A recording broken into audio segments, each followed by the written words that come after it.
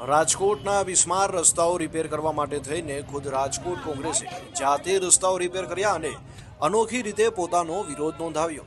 સ્થાનિકોનો આક્ષેપ છે કે છેલ્લા 10 વર્ષથી રસ્તાઓની આવી જ હાલત છે અને સ્થાનિક નેતા કે તંત્ર કોઈ પણ પ્રકારનું ધ્યાન આપતા નથી। મસમોટા ખાડાઓ અને ખરાબ રસ્તાઓના કારણે અકસ્માત થતા હોવાના પણ આક્ષેપ થઈ રહ્યા છે, જેને લઈને કોંગ્રેસે આજે રાજકોટના રસ્તા રિપેર કરીને અનોખો વિરોધ કર્યો હતો। જુઓ રાજકોટથી મિલન ત્રિવેદીનો રિપોર્ટ।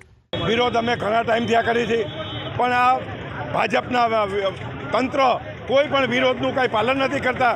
પોલીસ કમિશનરને મળવા જાય તો પોલીસ કમિશનર મળવા પણ ન દેતા અને મળવાની બદલે ખોટી કલમોમાં જે નવો કાયદા થયા છે એના નીચે ધરપકડ કરવામાં આવે છે। એટલે અમે નક્કી કર્યું કે આ પ્રજાને હેરાન થતી બચાવવા માટે અમે પોતે જ આ ખાડા પૂરશું અને પ્રજાને દેખાડશું અને કમિશનરને પણ મળશું અને કમિશનરને કહેશું કે ભ્રષ્ટાચાર બંધ કરો અને રોડ રસ્તા સારા આપો।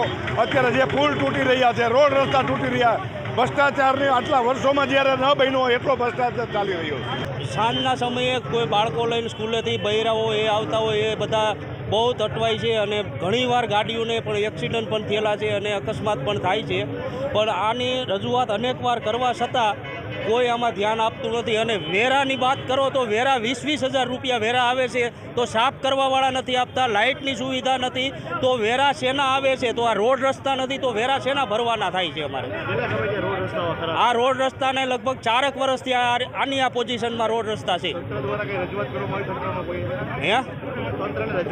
તંત્રને અનેકવાર રજૂઆત કરી, અનેકવાર મીડિયાવાળા આવ્યા, અનેકવાર ફોટા પાડી ગયા, માટી નાખી અને વિયા જાય છે। આ 4-5 વર્ષથી આની આ પોઝિશનમાં, આની આ હાલતમાં, આની આ બિસ્માર હાલતમાં રસ્તો છે। અકસ્માત થવાનો પૂરેપૂરો ભય નહીં, અકસ્માત થાય જ છે। હર રોજની માટે 4 થી 5 અકસ્માત થાય છે। કોઈને ચાલચોલ થાય, કોઈના પગ ભાંગે, કોઈના હાથ ભાંગે, ઊભા થઈને વિયા જાય છે। કોઈ પણ જવાબદારી છે નહીં કોઈની।